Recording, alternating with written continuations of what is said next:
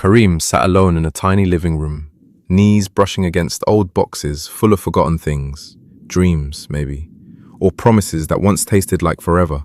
He looked at the clock on the cracked wall. Midnight again. Naima wouldn't be home for hours, lost somewhere under bright lights and louder voices, talking about her new brand, her next deal, her future.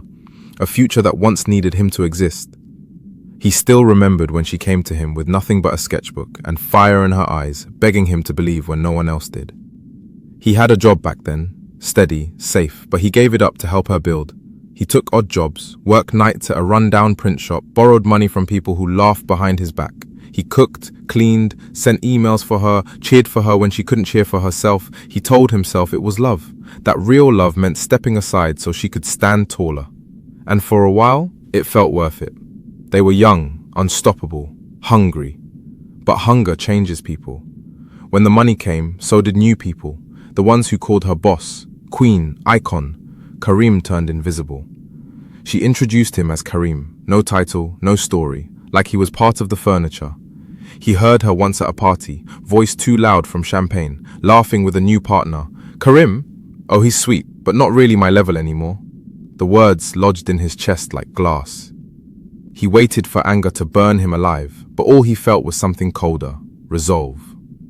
That night, when Naima came home and fell asleep beside him, Karim sat in the kitchen with his old laptop. He opened a folder he hadn't touched in 5 years. Business plans, design mock-ups, branding ideas for the shop he once dreamed of owning. He stared at the blinking cursor. His hands trembled, not from fear, but from remembering who he used to be before he gave it all away. He exhaled, cracked his knuckles, and typed.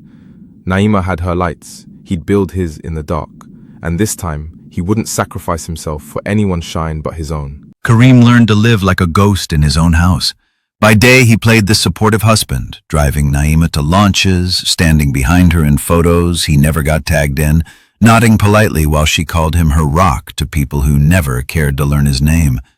But every night, when the house fell silent and Naima's perfume faded into the walls, Karim stayed awake. His laptop screen glowed like a secret lantern. He studied supply chains, signed up for free online courses, made silent calls to factories overseas. He scribbled brand names on napkins until one stuck. Kadi & Co.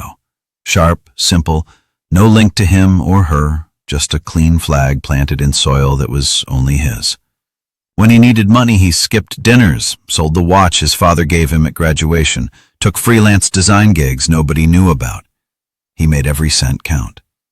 Naima never noticed the extra hours he spent in the garage pretending to fix old boxes. She didn't see the boxes were samples, shipments, prototypes, stacked carefully behind fake labels. Sometimes she'd come home late, lipstick smudged from fancy dinners with new investors. She'd find him half asleep on the couch, pat his head like a loyal dog, then drift to bed humming songs he couldn't stand anymore. Karim swallowed his pride, his questions, his anger. He let her underestimate him. It made building easier. He didn't do it for revenge, not at first. He did it to remember he was still alive, that his hands could still make something out of nothing. But with every late-night contract signed under a fake name, every quiet sale that cleared in his hidden account, Karim felt something shift inside. He wasn't staying small anymore. He was sharpening the edges of his silence. He wasn't planning an escape. He was planning a reveal. And when it came, Naima wouldn't hear it coming because people like her never imagined the shadow could be the storm. The day they sat in court, Naima leaned back like she was posing for another interview, glossy lips parted in a fake smile that dripped confidence. Karim sat across the table in a plain suit, no watch, no flash, just calm eyes and steady breath. She tapped her pen twice before signing the divorce papers like it was an autograph, leaning close so only he could hear. "You know you'll always need me, so don't make this ugly." He almost laughed. The judge cleared his throat. "Any final declarations or assets to disclose before we finalize this dissolution?"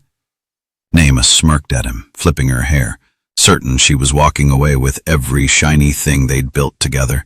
The house, the cars, the brand she once told him was their baby. Karim didn't flinch. He reached into his worn leather bag and handed his lawyer a file so thick the judge raised an eyebrow. The room fell silent as page after page unfolded.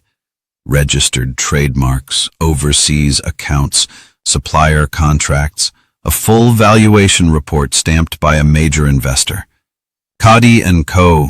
wasn't an idea. It was a brand, with international orders lined up, profits 6 times what Naima's team had ever cleared. For the first time since they met, she lost her words. Her pen slipped from her fingers and hit the table with a hollow tap. What is this?" she whispered, eyes darting between him and the judge. Karim met her gaze. No anger, no gloating. Just the truth, standing where his silence used to be.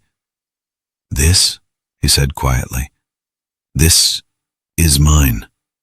Always was. You just never asked."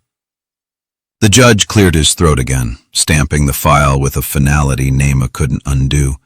When they left the courtroom, Naima stumbled over a polite apology that never finished forming. Karim didn't look back. He stepped outside into a cold wind that felt like freedom, the final piece of him she could never claim. He didn't take her house, her car, her spotlight.